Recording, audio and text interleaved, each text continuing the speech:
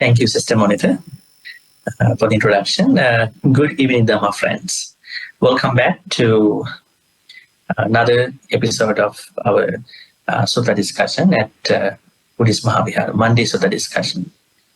We are going to discuss about the fourth wish of the lay people. PATTAKAMMA Sutta, as you have studied before, is a wonderful explanation about how a layperson can manage his or her wealth. So Buddha is pretty much clear about how to manage your wealth. Wealth has to be managed. Now, wealth is not necessarily money. It can be everything. It can be real estate. It can be a car. It can be vehicles. It can be money. Right? So all these things have to be managed in the proper way. Okay? So as we discussed this sutta at the beginning, the Buddha does not talk about managing the wealth in the first place. He initially talks about what are the normal wishes of a layperson. And he understands those wishes. What was the first wish we discussed before, a few weeks ago? The first wish of a layperson is, may I gain, may I acquire, receive wealth righteously. Is there anybody who would like to earn money unrighteously? Maybe there may be a worst case scenario. But everybody who has a heart would like to think that I want to make money in the proper way, in a righteous way. So that is the first wish of a layperson. May I receive, may I make money, may I make my wealth righteously. Second is, what is the second wish of a layperson? You are lay people, right? You should tell me. These are the things that you are supposed to have, you are supposed to make.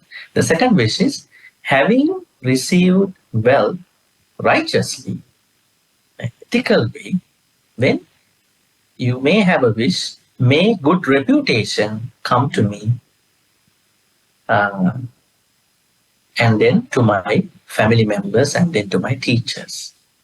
Good reputation, not popularity. There are two things. Good reputation in the sense of being a good person. So when you are a good person, the good people, wise people will comment on you. In Metta Sutta also we find it, right? In the Metta Sutta you can find, I think this could be the third stanza of the Metta Sutta. Nacha kuddang samachari kinchiyena vinyu pari upavadeyu. May I not do even a slight akusala, that is despised, criticized by the wise people. That means we would like to have a good reputation that comes in a righteous way, but not we are going to attach to that. We are not becoming good people just because we want to get it, just because we are greedy for that. But, it is a good thing. If people appreciate for what you really are, if you are a good person, that could be a good thing that might motivate you. Now, what is a perception? What kind of perception will you be having when somebody is to tell you, you are such a kind person? What could be a follow-up thought that will come to you? You feel encouraged. Maybe I had to be more kind to people. When something happens, somebody is to say, you are such a patient person. Nobody talks like that to me before. You are encouraged. You may be more patient in the next place. Right? Maybe you have never received a comment. You are such a pretty person. Nobody told you so far, but somebody is to tell you. You are such a handsome person. You're getting encouraged. You want to take care of yourself. That's why people are commenting you like that. So always, a good reputation is a motivator. It's a good wish. Unless you maintain it in a proper way, not to attach to that. So this is the second wish. The third wish, can you remember that? What was the third wish? Third wish was, may I, now you have wealth, now you have a good reputation. Now what do you want to do? Now you want to enjoy your life. Then, in order to enjoy your life, you should live. If you die untimely, if you die at a young age, how are you going to enjoy your life? Now, enjoy doesn't mean indulging. Huh? It's not indulging. It's just to be a happy person.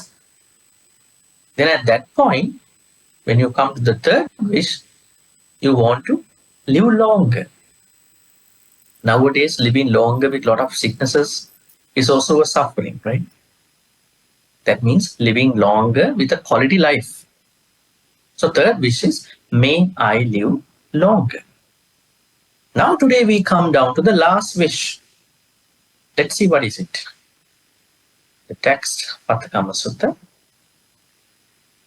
Katami Chattaro, these are the wishes.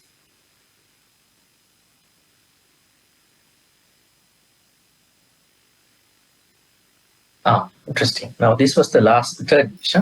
Bhoge ladda sahadammena yasang ladda sah jnati sah upajjayi chirang jiva. I want to live longer. Diga mayu pali. I want to enjoy long life. This was what we discussed last time. And then, now we are going to the fourth wish. Bhoge ladha sahadam. Buddha rephrases everything that he discussed before. So the fourth wish is coming up here at this point onwards.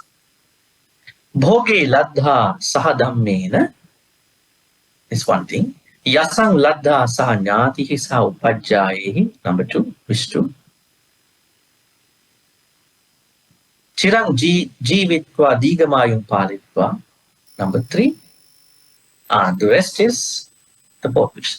Having bhoge ladda sahadammena. Sahadammena means righteously. Bhoge ladda, having received, having acquired wealth righteously.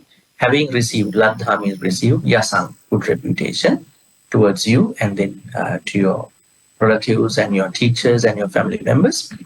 Chirang jivitva, having lived a long life. Digamayum palitva, having enjoyed that long life. Sometimes you live a long life, you might not enjoy, isn't it? That is also a blessing. You live longer, better than others, but you don't enjoy that life for whatever the reason. Maybe the people you are with, maybe your sicknesses, maybe other reasons. Right? So there are two blessings.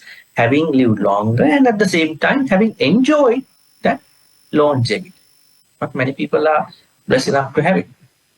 Now, the fourth wish, Kayasya bheda parang marana.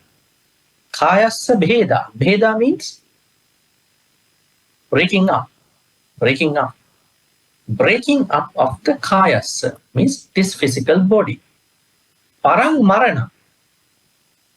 Parang marana means param means after. Marana means death. What do you call? With the breakup of the body after death. After means parang, marana means death. Sugati, saggang, lokan, upapajjami. Sugati means a good destination. What is a good destination? Saggam. Saggam means heaven. So, with the breakup of my body, then parambarana after death, may I be reborn in what kind of place? Sugati, good destination, such as heaven, loka, upapajjami. May I be able to be reborn in a good place, such as heaven and so forth. Ayam chatutto dhammo. Ayam, this chatutto fourth dhammo. Dhammo means what we call the thing over here. Thing means wish. Itto kanto manapo dullabho lokasmi. Agreeable, pleasant, charming and hard to get. Imeko gahapati chattaru dhamma itta kanta manapa dullabha lokasmi. All right, now we have to study about this fourth wish. What are we going to study about? Let's see the words once again. Okay. Kayasa bheda. This is the first thing we have to study. Bheda means perishing. Perishing means or breakup. Kayasa means body. Parang marana, after the death. Let's talk about this part first. Now, when we die, what is going to happen to us? When we die, our body is going to have a, what do you call? Have a breakup, right? This is what we call dissolution of the body. Do Deva also go through the same breakup of the body? Deva, deities, are they also going through the same breakup of the body? Are they? They are not, because they don't have a physical body, like a gross body. Their bodies are very subtle. Because we are eating very coarse food, very solid food, but Devas are not eating solid food. Now, this is particularly for the humans. Right? So now, Kayasa Bheda, Parang Marana, after the death. Now, we have to understand the Buddhist perception about the death. What does the Buddha say about the death? Was the Buddha very concerned about the death? Or was the Buddha very much concerned about killing? What do you think?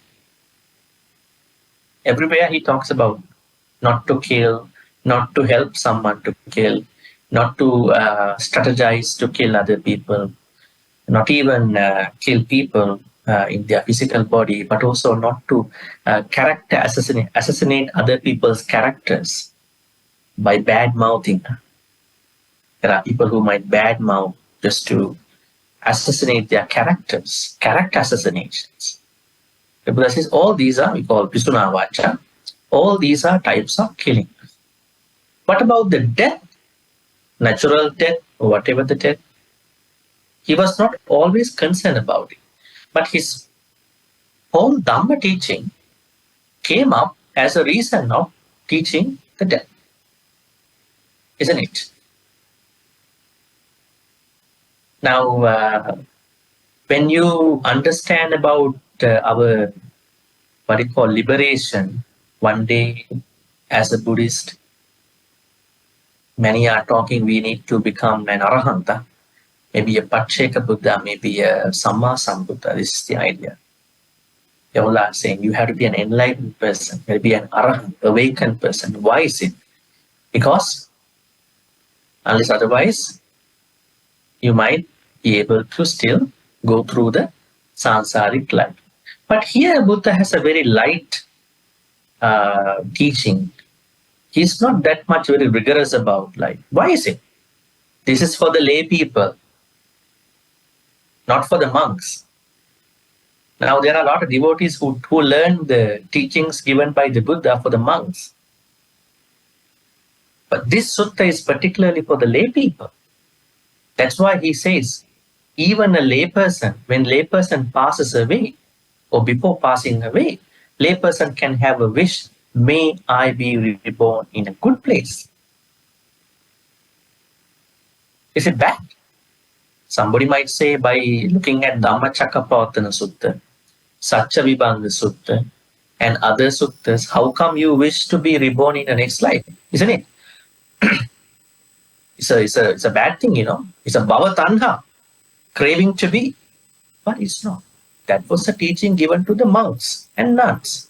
They have left the houses. Now they are planning to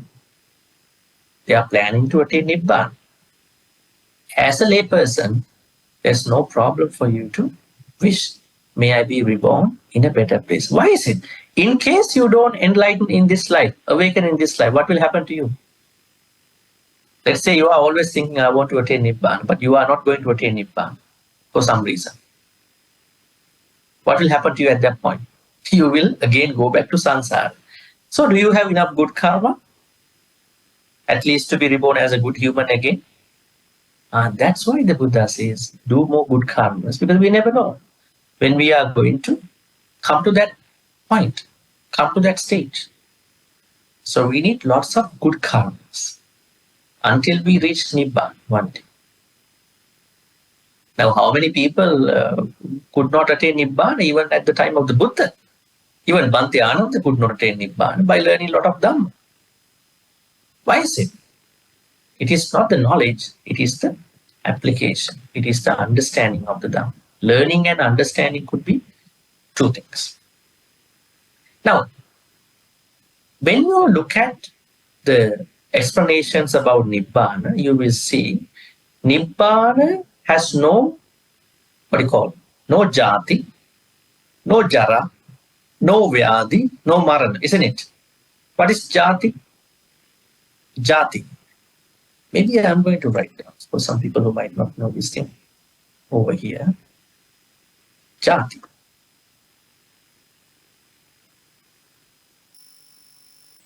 Jati. And jara.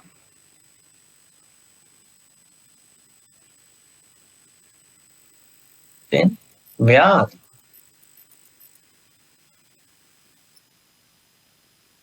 Then marana.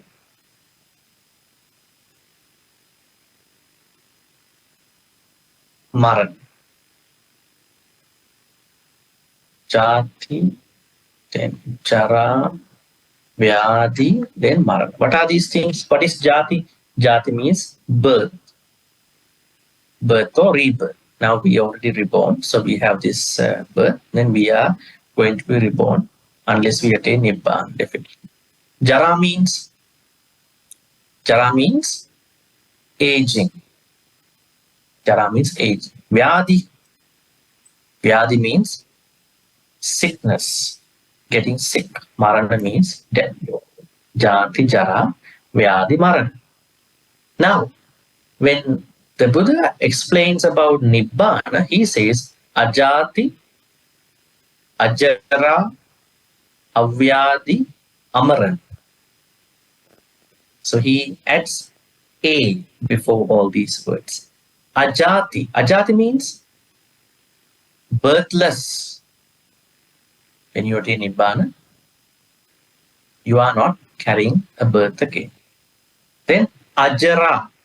Ajara. Ajara means no decay, no aging. Avyadi. Vyadi, avyadi. No sickness. Amarana. Deathless. You're going to be deathless. Now we are dying. Huh? When you attain Nibbana, you become deathless. Very interesting, right? Deathless. Would you like to die or would you like to be deathless? What would you like? Now, in normal usage, we say devas are immortal, isn't it? They are immortal beings. They are not dying. So they are supposed to die, but after a long, long time. So, now here, what we need to understand is death. That means as a layperson, you will die. Definitely you're going to die. Even you come to the temple or even you listen to Dhamma or not, you're going to die. That's a fact. You all are dying. So, how do we understand this wish, especially as a layperson in your side? Now, death is normal to all of us. But if we're going to die early, would that be a disadvantage to all of you? Let me ask you. We know we are going to die. But in case you have to die early, will that be a disadvantage to your life?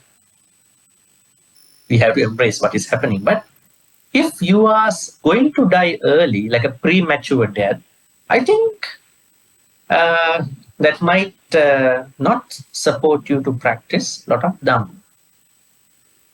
Now, say for instance, you listened to a Dhamma talk 10 years ago. Now you are listening to that same Dhamma talk now. Are you discovering more insights about the Dhamma talk by now? More than that 10 years time, before time? You may. Is it a problem with the Dhamma talk? No, it is a problem with your experiences, because you are going through different experiences time to time. As you age, you understand more, right?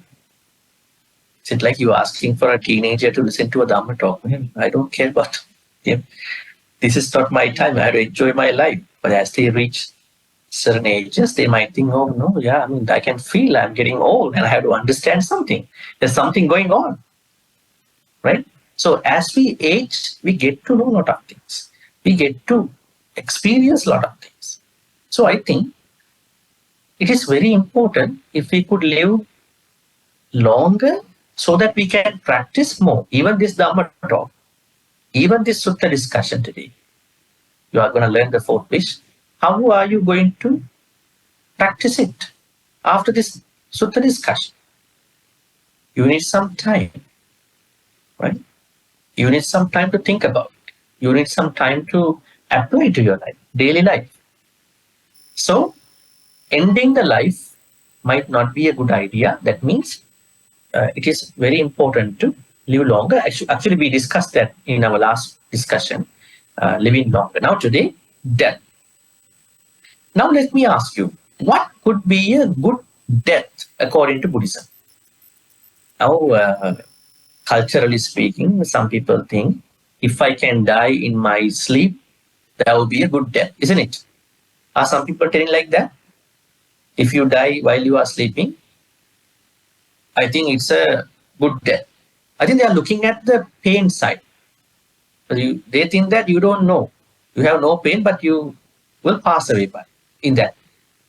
But according to Buddhism, the Buddha says how to die. You can't do it. I mean, other person can notice it. How does other person notice it? If someone can die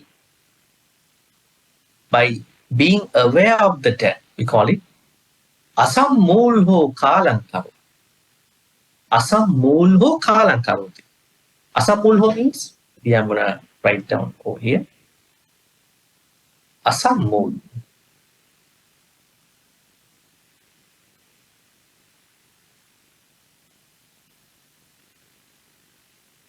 Asammulho. Now, sammulho means you die with confusion. You are very confused at the time of you are dead, something happening. Asammulho means you are not confused. That means you have lots of sati. You're going to die. It's like a very funny story.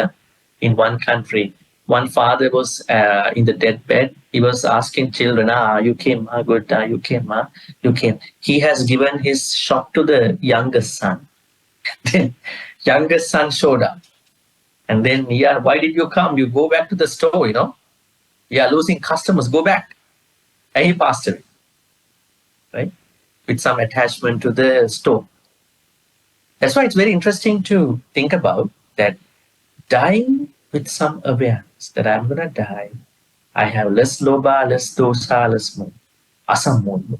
That means it would be a very wonderful, very peaceful death if somebody is to die with less loba, less dosa, less more. In Abhidhamma, they have a word for this. Not in the early Buddhist teachings. The Theravada Abhidhamma, they say this kind of death is called Tehetuka death. You don't have to be worried about it. They say when somebody passes away with a Tehetuka, three tired kusala or akusala.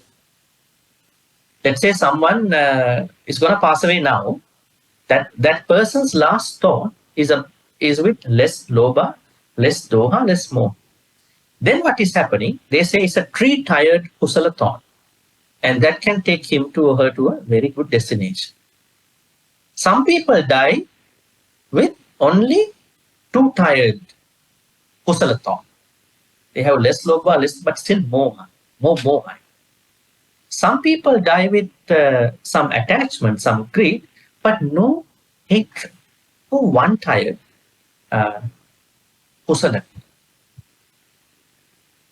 So these are kinds of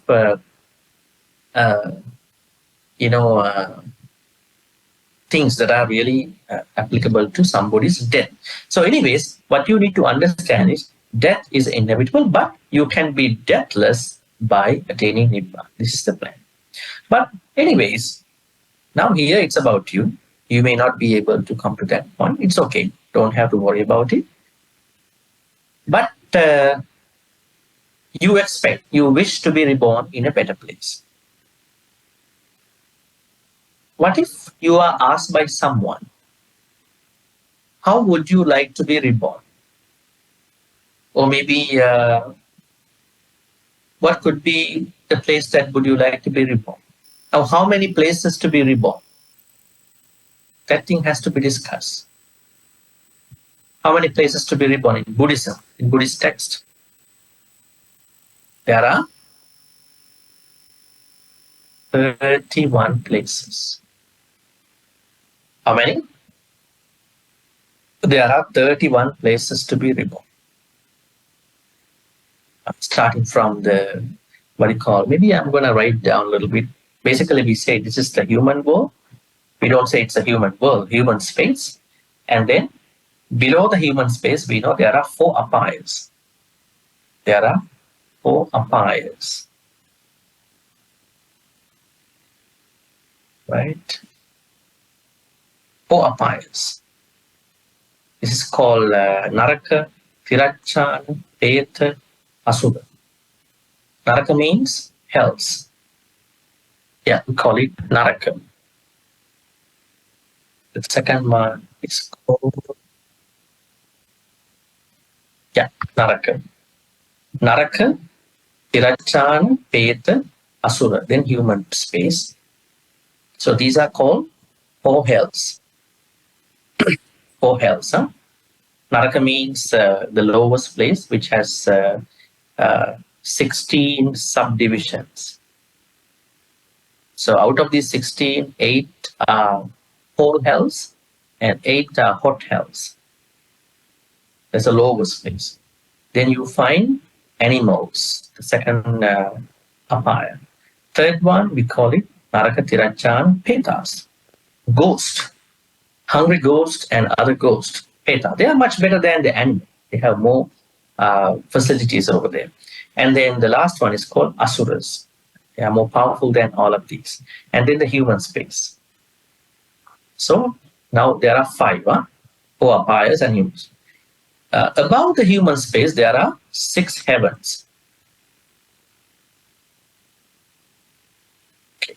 Called Chatu Maharajika, Yama, Tavatinsa, Tusita, Nimanavati, Paranimitaras. Highest heaven.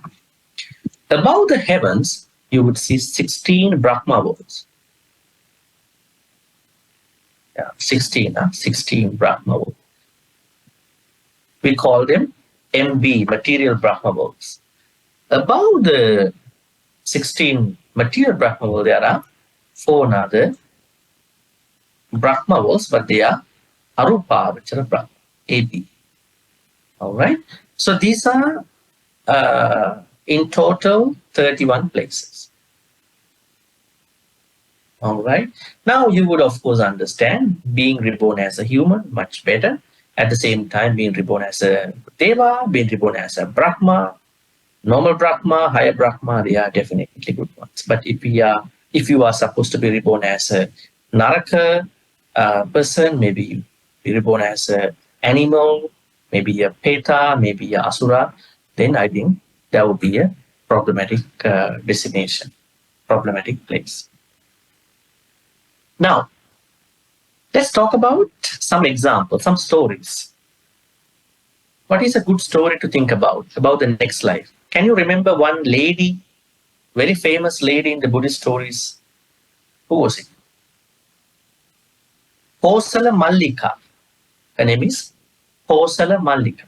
Who is Kosala Mallika? One of the queens of King Kosala. So this lady was the queen, one of the co-queens of the king, but she made a mistake behind the king. And then that came to her mind at the time of the death. But you have to know what she's been doing. She's the one who offered the highest dana to the Shakyamuni Buddha. What dana? Highest dana. What is the highest dana? Highest dana. It is said that the highest dana is called unparalleled dana. Unparalleled means nobody can do like that. So she had to find 600 white elephants. Would you find 600 white elephants for dana? And then she made all the elephants to hold an umbrella to 500 monks, arahants, with the Buddha. And she offered. That is the highest dana a devotee offered to the Buddha during the Shakyamuni Buddha's time. Highest dana. But during the passing away time, that bad incident came to her mind. We might hide our akusalas. We can hide. The nature that we can hide our akusala is called Maya. I think I had to tell that too. This is that name of the akusala. Maya. What is it called? Maya. Maya means, don't connect to Prince Siddhartha's mother, Buddha's mother. She is also Maya. But the name of the Maya is akusala state. It is upakilesa. Maya means concealing one's own akusala. You do akusala, but you are concealing. You lied to someone, but you say, no, I did not lie. You did something akusala, but you are going to conceal that, hide that. So, Kosala Mallika concealed her akusala from the king and everything. But finally, just before she passed away, she could not hold that thought any longer. She was by default thinking, I did that. I could have not done it. She passed away.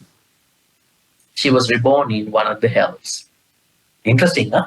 The person who gave the highest dana to the Buddha was reborn as a person in the hells, the lowest place. Not even became a Peta. What would happen to us then? Huh? What would happen to us if Kosala Mallika was reborn as a hellish being? That's an interesting story. So, King Kosala, every day he used to go to see the Buddha at that time.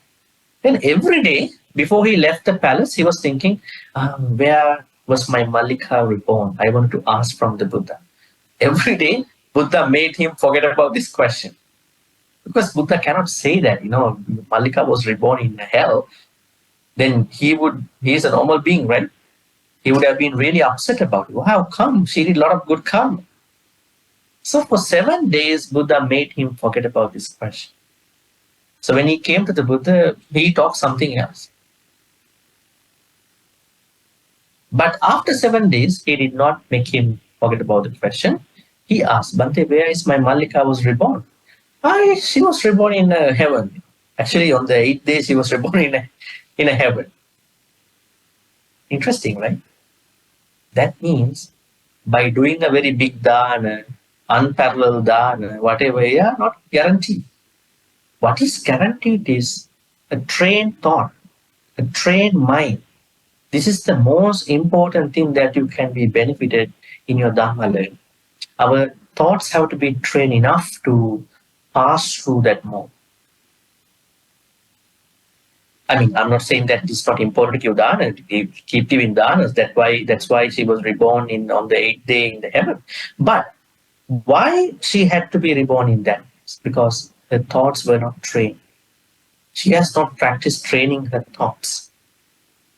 That thought came back. Now, say for instance, as normal people, do you think that there is a person who has not done any bad karma?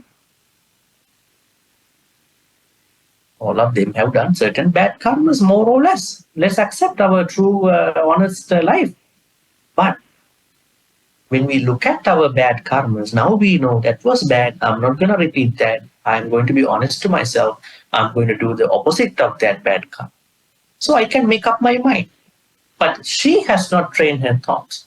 What she was doing was that she was doing good things all the way.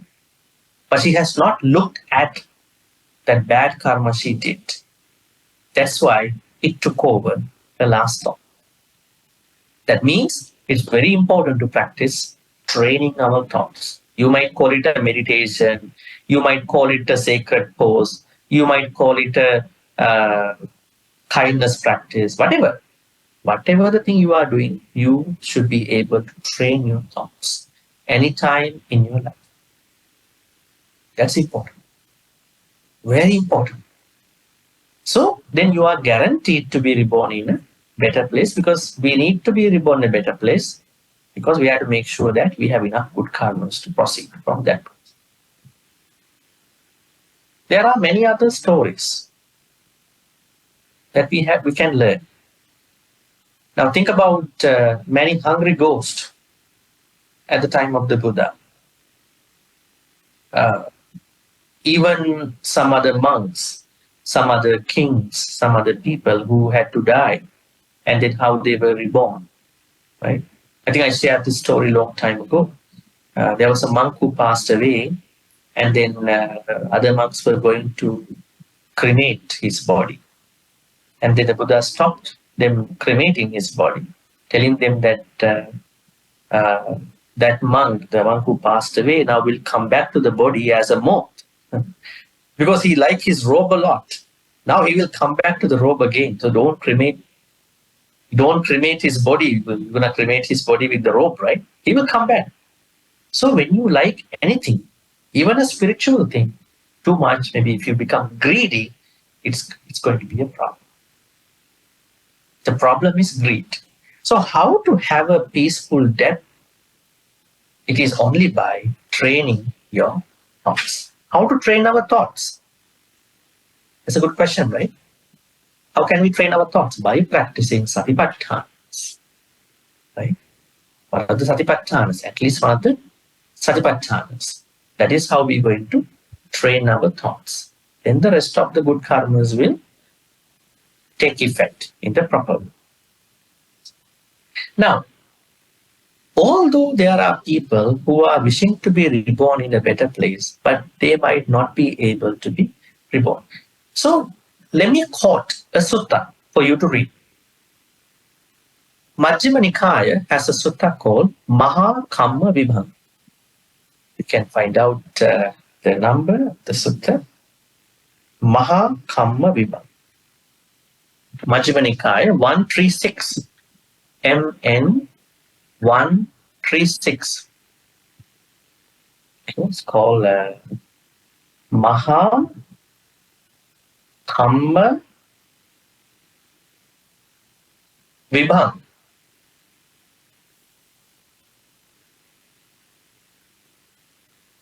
Vibhanga Sutta. So Vibhanga means analysis. Maha means great. Kamma means come. So the great analysis of the come. That is what we call the sutta's name. What can you learn in this sutta? The Buddha talks about very interesting 4 people.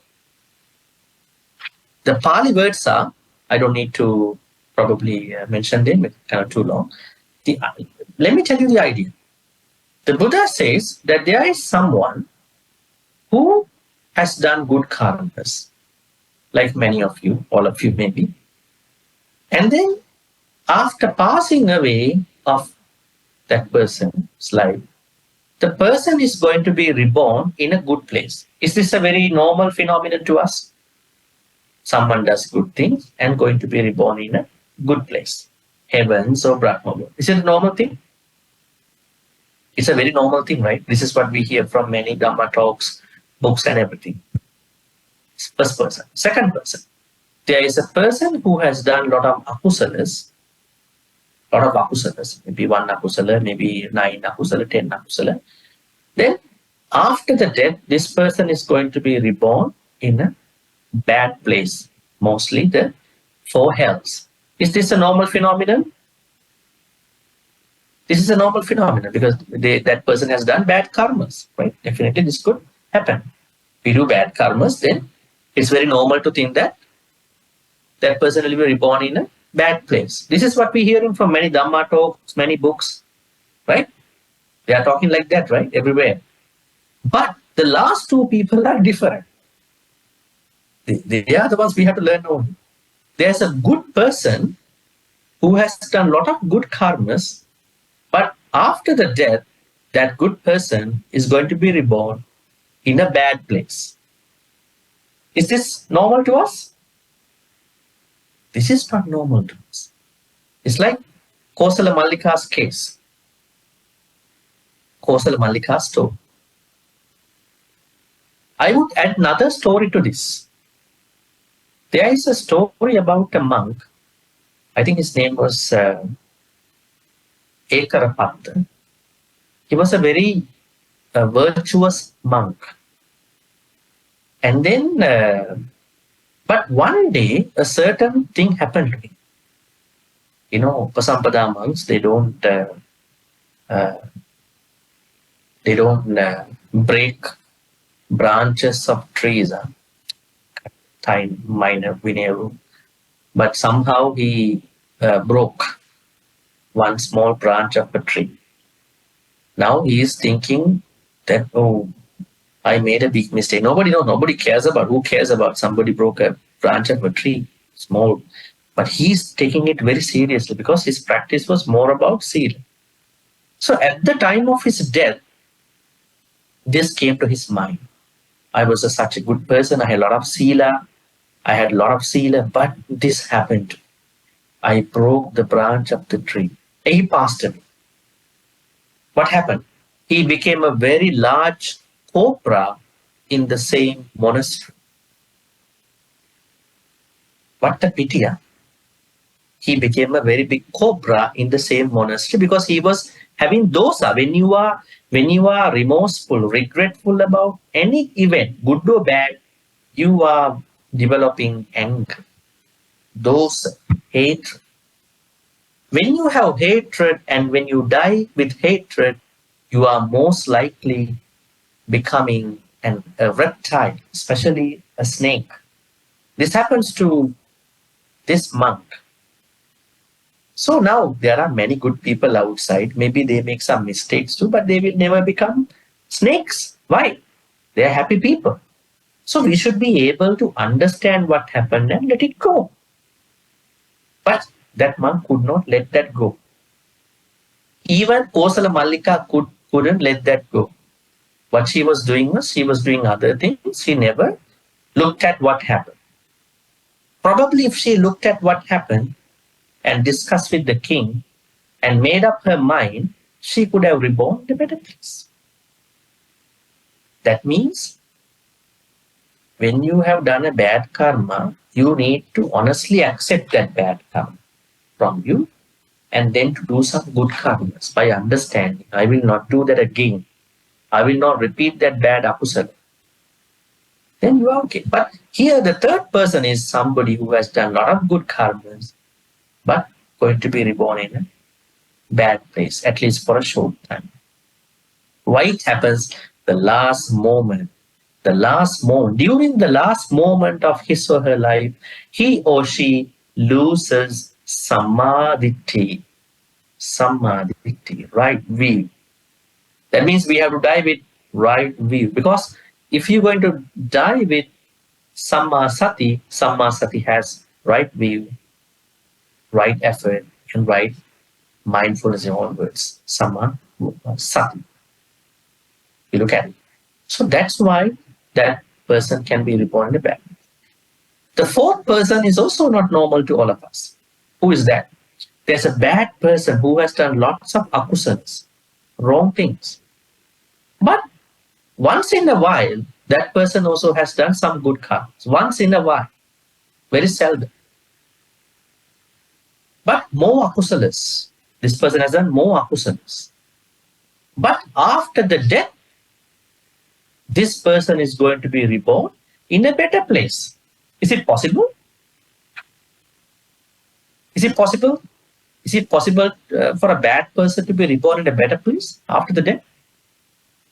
It's not possible normally, but it is possible for a short time. Normally for a short time, like that third person. Now, let's say there is a bad person who has done a lot of bad karmas, but 10% of his good karmas are there. 90% are bad karma. 10% is good karma. Somehow, before the death, maybe during the death, he comes up with some samadhi, right? I have done bad things, but at least to some extent, I've done some good things. Because of that thinking, he or she will be reborn in a better place, but not for a longer time, very short. Now you have to understand there are some differences in being reborn in the next life. So Maha Kamma Vibhanga Sutta, Majjhima Nikaya is, once again I can show you the number. Maha Kamma Vibhanga Sutta, Majjhima Nikaya is 136 Sutta, clearly shows us how this happens. And I think you are not that bad. You've been doing a lot of good karma, so I had to say a good news there. That means you have to keep good thoughts all the time, every time. We never know what time you're going to die. You have to keep practicing, keep training your thoughts. You may attach to people, you may attach to your children, you may attach to your husband, you may attach to your wife, you may attach to certain things, but you may not be greedy for your husband. You may not be greedy for the wife.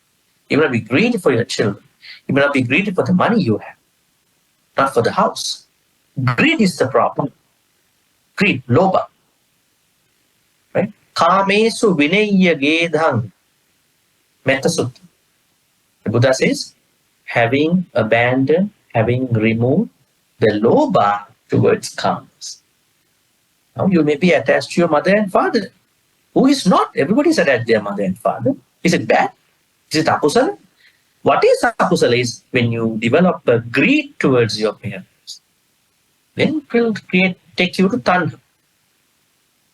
So, in order for you to practically or maybe really make the next life to be reborn in a better way, you have to keep your kusala thoughts as much as you can. You have to keep your thoughts free from lobha, dosa, moha as much as you could. This is the only way you can make sure the next life is going to be a good life, because next life has to be a good life, because we want it to be a good life, because otherwise we are not able to practice Dhamma. Now, let me ask you a very simple question. There is a perception, there's a thought that many people say, to be reborn as a human being again is similar to a one-eyed blind turtle. Turtle's phenomenon that he is coming out of the sea level once in 100 years. And once he comes out of the surface of the ocean, there's a yoke that is going to be connected to his visible eye. He opens his eye and then he sees the outside of the ocean. So people are talking that this is similar to the human birth of any being, which is incorrect. The sutta is called Bala Pandita Sutta. I think the number should be Bala Pandita Sutta in Majjhima Nikaya. Oh, sorry, Majjhima Nikaya is 129. You will see this sutta. MN 129. Bala Pandita. Okay. This is the sutta where the Buddha talks about this one-eyed sea turtle. What does Buddha say? Buddha doesn't say obtaining a human life for another human is very difficult. What he says, for a being who is already reborn in a hell, Naraka, Tirachana, Peta, Asura, to obtain a human life is as rare or as hard as that sea turtle who is coming out of the surface once in every 100 years. Now let me tell you a good thing. For a human being to be reborn as a human being is much easier according to the Dhamma if you really have Kalyana Mittas around you. good friends, kalyana mitras. You have to like other human beings. You have to be kind to other human beings. You have to have metta, karuna, metta, upekka to other beings. It's very easy for you to be reborn as a human being. But what if you are not liking human beings? You are only liking animals at that point. You might be saying that, my dog has unconditional love for me, but not the humans who I have been meeting. They are very cruel people. Maybe you made a bad choice, poor choice, and you are trying to see other humans through those 2, 3 bad guys. That can happen, right? It's good to have some love for animals, but you should not end your life with them. Because if the last thought is about that particular animal, you are not thinking about a human, and you will die. Last thought has to have a thought about another good human being. What if you think about the Buddha for your last thought? Where will you go at that point? What if you think about some Dhamma friends, some good things you've been doing for your last thought? But what if an animal comes to your mind at the moment you are dying? Right? Remember in one other sutta, we call it Kukkuravatiya Sutta in the Majjhima Nikaya. Somebody came to see the Buddha and they said, Bhante, you see, there are people over here. They are acting like a dog. Because they think when they act like a dog, they eat like a dog, they talk like a dog, they do other things like a dog, they sleep like a dog. What will happen to their next life? And he said to the Buddha, Bhante, they are expecting to be attaining Nibbana, right? By doing so, being a dog. And he said, if somebody is always acting like a dog, always having thoughts about dogs, always thinking how to talk like a dog, how to behave like a dog, how to go like a move like a dog, then that person will become a dog in the next life. That's pretty certain. And you see, there is other person over here. He talks like a cow. He walks like a cow. He does other things like a cow. What will happen to his next life? He will become a cow next life.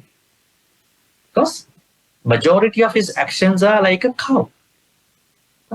It's pretty certain, right? Let's say you are a human being. For the most part of your life, you have been acting like a bad person. Then the same thing will happen to you when you pass away. So, for a human being to be reborn as a human being is not that difficult. But I warn you, you must practice 10 kusalas. There's a good news. Now, we are not like other religions. There are some religions who are saying that you are bornly sinners. You are sinners. You have to expiate. But the Buddha says nobody are sinners. Everybody has potential. So what Buddha says is that you must have done a very big good karma to be reborn as a human already. Isn't it? You have something to eat. You have a place to stay. You have some friends. You don't have that much suffering compared to people you see. That means you already had done a massive good karma in a previous life. So, what we can say to you, do the same thing again. Do the same thing again in a better way. Do more good karmas. So that becoming a human being again is not that difficult. You must engage in 10 kusalas in order to become a human being. What are they? Not killing, not stealing, not sexually misbehaving for the body. Not lying, not slandering, not using bad words, hurtful words to others, and not gossiping, idle chatting for the speech. And not being covetous, extreme greed, not having ill will, not having wrong will. These are the 10 things for the mind. If you try to do these 10 as much as possible every day, every moment in your life, then being reborn as a human being is not far away, not that far for you. Now, it's very important to be a human being because if you become a deva, can you practice Dhamma as a deva? Very difficult, because when you have a lot of comforts, you don't think about Dhamma, right? Isn't it? When you have a lot of happiness, do you think about Dhamma? When you have a lot of pain, can you think about Dhamma? No, I don't have enough things to eat also. How come I go to a vihara and listen to a Dhamma talk? I don't meet my basic needs also. Right? And so being reborn as the human being is the best choice to practice Dhamma. Unless you be reborn as a Brahma in one of the Brahma worlds. We have 5 pure lands. Other than that, being reborn as a human being is the best choice. So be thankful to your good karma. Never know what was that, but you did it. So being reborn as a human being is the best. That's why when some devas come to see the Shakyamuni Buddha, then the Shakyamuni Buddha, our Buddha, started talking about impermanence, change, called anicca. Then all these devas, they become fainted. They become dizzy. So they regain their consciousness. Again, the Buddha is talking anicca. They again become unconscious, because they never have heard about that their happiness can change anytime. Only the Buddha talks about that changes are going to happen in your happiness part. So they become unconscious. Then they regain their consciousness. Even at that point, he's talking about anicca. That means we are very lucky to learn these things. So human life is the best. But do not misuse the human life. This is what we have to learn from the 10 kusalas. So today, if we go back again to our section, the 4th wish, kaya sabeda, with the breakup of that means our body will be dissolved. Parang marana, after that, sugating sagga. Now sagga means there are, as you can see, 6 heavens, 16 Brahma worlds, 4 higher Brahma. So the mostly 22, 26, 27 with the human world. So these are the better places. Lokam upapajjamiti. You are making a wish, may I be able to be reborn in that kind of a place. So this is a very good wish. I think we have to make that wish, especially you have to make this wish. And understanding that human rebirth is the best. On the other hand, what we can learn about this 4th wish is about the death. Once again, I go back to the death.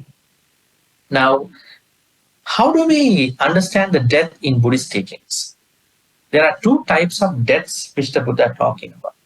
One is sammuti marana. We call it sammuti marana. Sammuti marana. Second death is Khanika marana. Khanika marana. Sammuti marana means this is the natural death that will come to all of us. Natural death means natural death or maybe untimely death. Whatever the death that comes to us is called sammuti marana. The second death is called, we call it Khanika marana. Khanika marana means momentary death. Momentary death. What does momentary death mean? The Buddha tells us, explains to us that we are dying every moment. Every moment we are dying. That means our aging is happening every moment. How have we grown up to this level? Right? We are dying every moment. That means death is not a very one-time incident.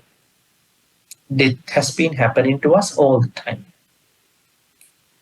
But we take it as a good thing for some time, right?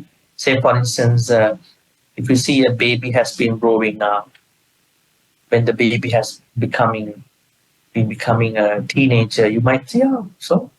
And then a young person, middle-aged person, you might still take it as a good thing. But then after some time, you might not see this good as a good thing because of the changes of the body. So the Buddha says that there are two deaths. One is the Sammuti Marana, conventional death. The second one is Kanika Marana. So it's very important to understand these two, especially if you understand the Kanika Marana, momentary death, then we will be able to understand life very much. I mean, if the death has been happening to us every moment, then we are able to practice more Dhamma. We can feel that this is happening within our life.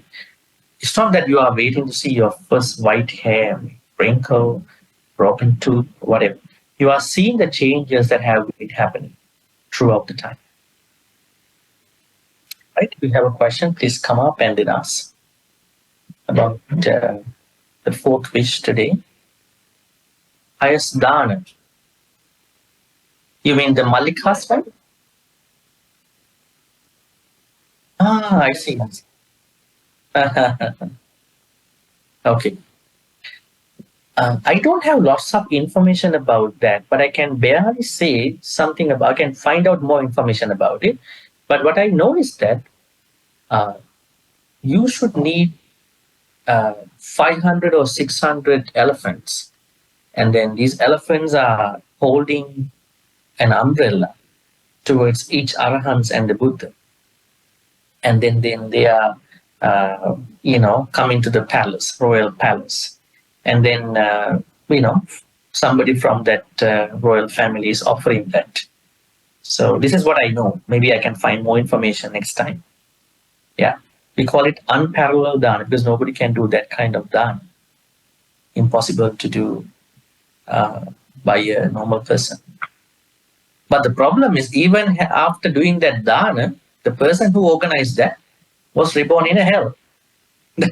That's the funny thing in a way, because of the last thought, right? So we have to be very careful about our thoughts.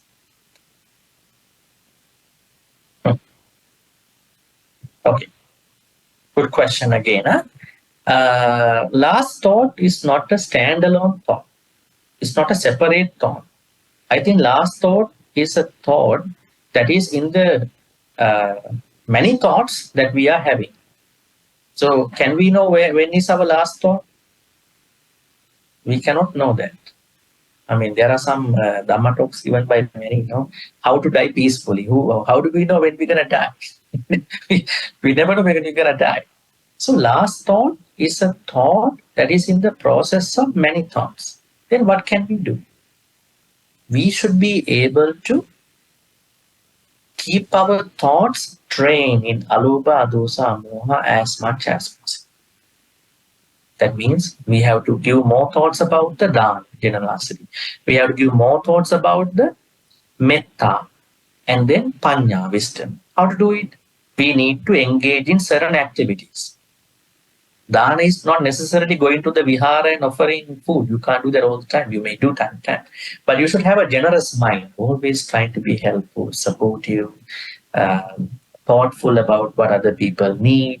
It might be a good smile, it might be sharing your knowledge, it might be volunteering, always trying to help other people.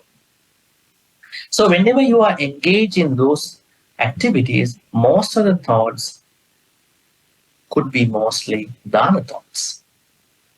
Now you never know when you're going to die, but now you are practicing dana thoughts. And then hatred. I think one of the biggest issues that we all may experience time to time, hatred. Things that we didn't like, people who we didn't like, maybe the people who have been mean to us at different points of life. A lot of people are carrying the interest of those events forward, right? They cannot let go. Every day they are carrying them forward. Maybe they are not with you anymore. They already passed away. Maybe they are good people now, but still you are carrying those bad memories with you. Then, let's say you are dying with one of these thoughts. You have hope, those are hatred, and you will become that thing. So that means we have to let go. If they are good people now, why do we have to carry those thoughts anymore? Sometimes the bad people who have been bad to us already passed away. Why we want to carry those thoughts? Let's say they are still living, but you still have a good, have a safe distance from them. You are a good person. They cannot do anything to you. So heal yourself and then practice more forgiveness at the same time. Metta. Right? So then you are practicing metta thoughts. Dana thoughts, metta thoughts. And then in order for you to do these dana thoughts, metta thoughts, you must have some wisdom, understanding what really happened. I should not carry lobha thoughts. I should not carry dosa thoughts. That comes as a consequence of you having some wisdom about it. Because if you can understand that they are good, that means you have wisdom.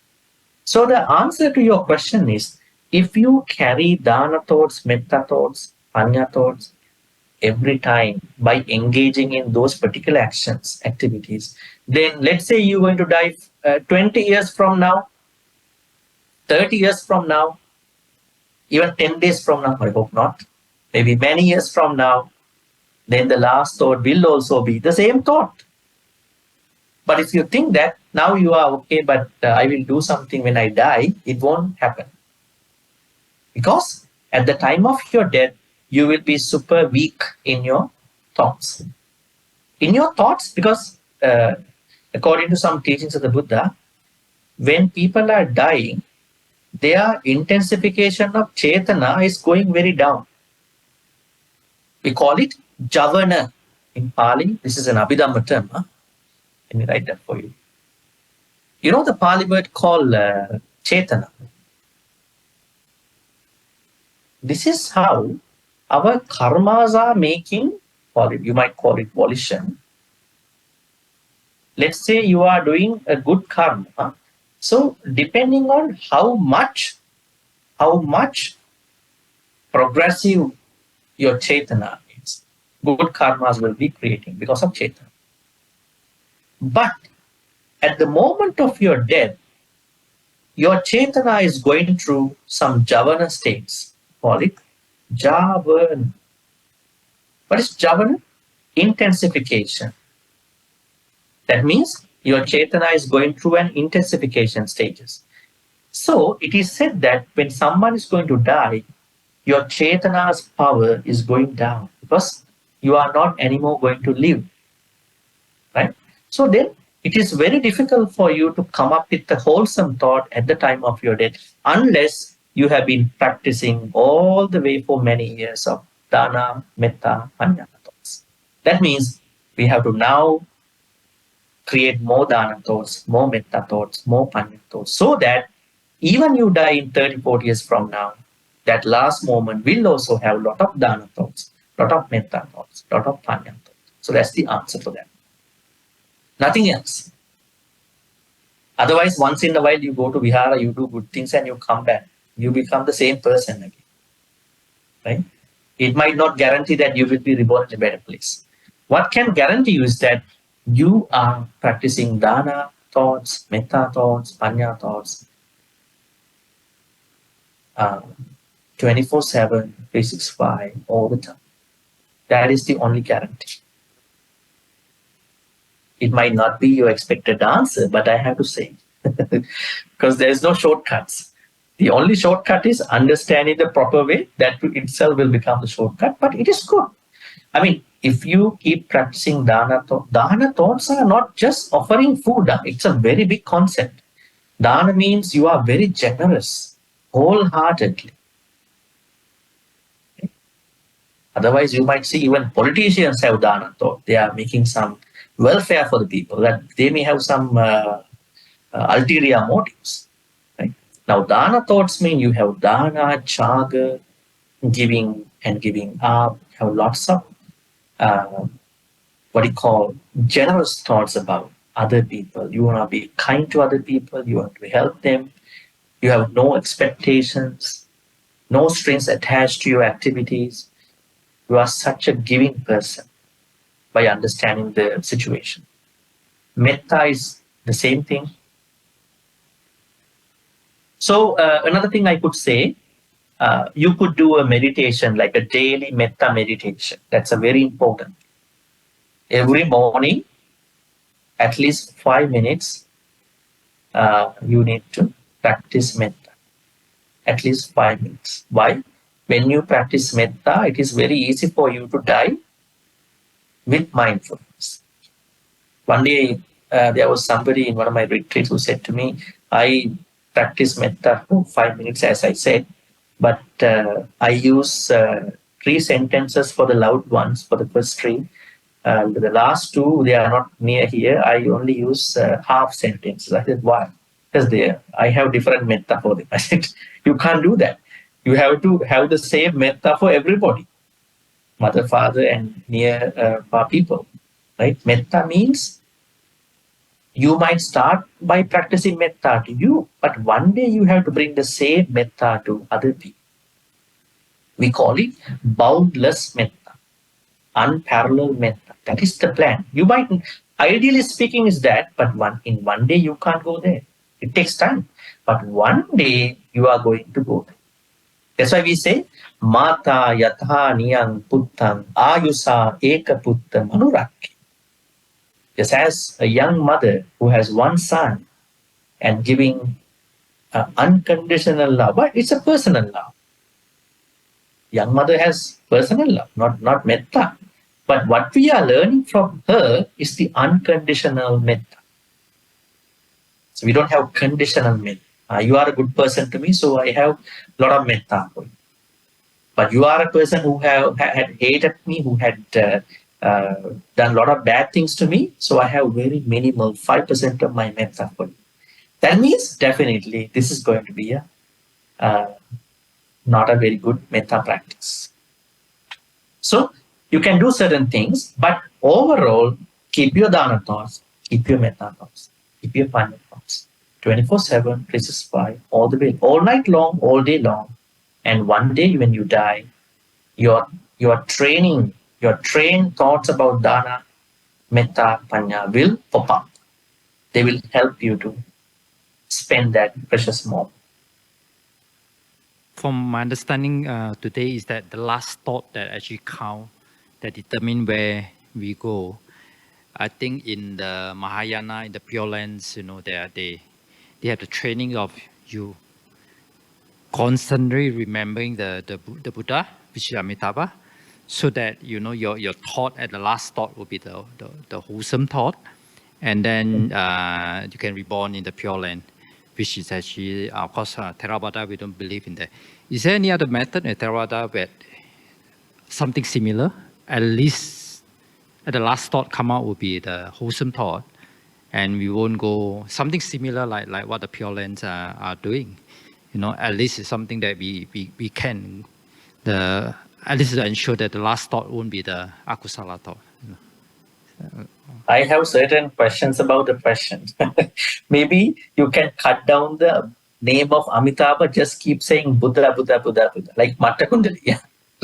Mattakundali story, Mattakundali? Mattakundali now going to die. He got what you call anemia. Some people say what he got was something else. Now the father was a very greedy guy. He did not want to bring his son to a hospital.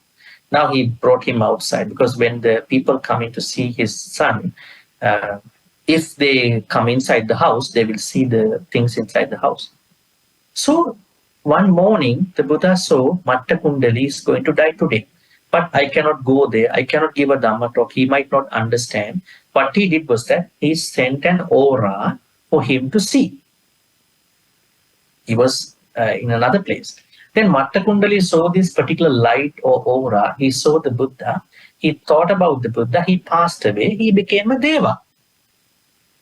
So in that case, like the Mahayanis, some recent Mahayana traditions, like say Buddha Amitabha, The meditation Buddha, they say is the Shakyamuni Buddha is the human version, and the Amitabha Buddha is the meditative Buddha.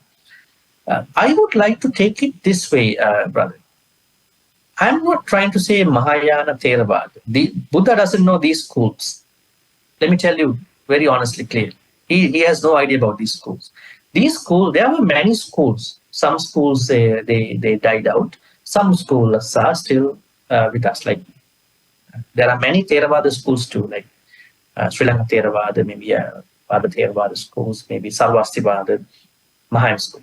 What I can say is early Buddhism. What is the early Buddhist idea about the final thought? Let me tell you something interesting. Now, when I say last thought matters, somebody might think, then what is the problem? I only take care of my last thought. I will do bad things. Isn't it? Somebody might think, I will do all the bad things. Then if I know some early Buddhist teachings, I will think about a good thought. If I'm a kind of Mahayana person, I will keep counting that kind of, what you call, there are some digital devices, Buddha Amitabha, Buddha Amitabha. I'm good. I think this is kind of a very, not a standardized practice we see in the Buddhist texts. They are not related to the development of our thoughts, not training our thoughts. What I can say is that if you are a good person, you have been doing a lot of kusala karmas, so definitely your last moment, as that sister asked, last moment will be a good thought. Mostly. But in order to come to that level, you must have been doing a lot of good karmas. Okay? But let's say you've been doing a lot of bad karmas, and finally you might be thinking about the Buddha, like Devadatta. Remember what happened to Devadatta, monk? What happened to him? Just before he passed away, he went to the Buddha, Dhamma Sangha, right? And they say that he went to the hell inside, near the pond in the Jetavanaram, right? So the better idea is that it is very important to have a very kusala life when you are living. So when you practice the kusalas, 10 kusalas for a long period of time, you don't have to worry about your last moment. But I do understand there are people who have not been practicing so, who are not able to practice so. Then for those people, at least they have that kind of a shortcut. Right? Somebody is going to take their suffering away. Right? This is the idea. You are thinking about somebody, he will take the suffering away. But by thinking about the Buddha, yes, something could happen to us. Let's say you are going to die. Your thoughts are not very much trained. You can think about the Buddha, definitely. We call it Buddhanusati, the 9 qualities of the Buddha. You can think about the Dhamma, 6 qualities of the Dhamma. You can think about the Sangha, 9 qualities of the Sangha. Mahayana, they have their own way, right? So what I'm trying to say is that now for people like you who have been learning a lot of Dhamma, Sutta Study, everything, you have no excuse. So you should be able to practice Dana thoughts, Metta thoughts, and Panya thoughts. Because you just don't want to become a Deva, simple Deva. You want to become a human with lots of Dhamma practice so that you are able to go to the next level, at least to become an awakened person. So by going beyond Theravada Mahayana practices, let's call it early Buddhism. Let's learn what the Buddha said.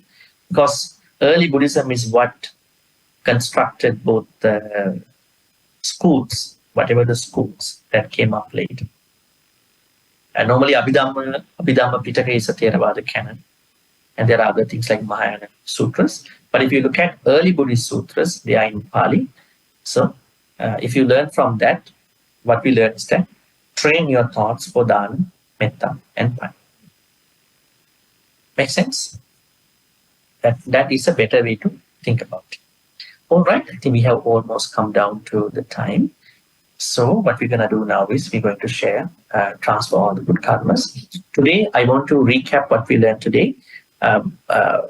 From today, we have done discussing about the 4 wishes.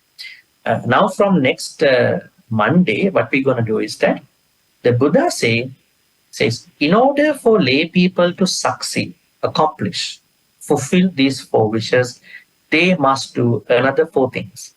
When you do those 4 things, you are able to fulfill these wishes very easily. That means we have not yet discussed the very important answers to these wishes, even to the last moment, even to live longer, even to have good reputation, even to have wealth righteously, because those answers are coming out in those 4 practices, which we'll be discussing one by one from next week. That's the end of our Sutta discussion. I will post the unparalleled dana information maybe in our chat group for others to see more information. I'll be seeing you next week, next Monday at the same time. Wishing you a good night. Safe driving back home. See you soon. Good night.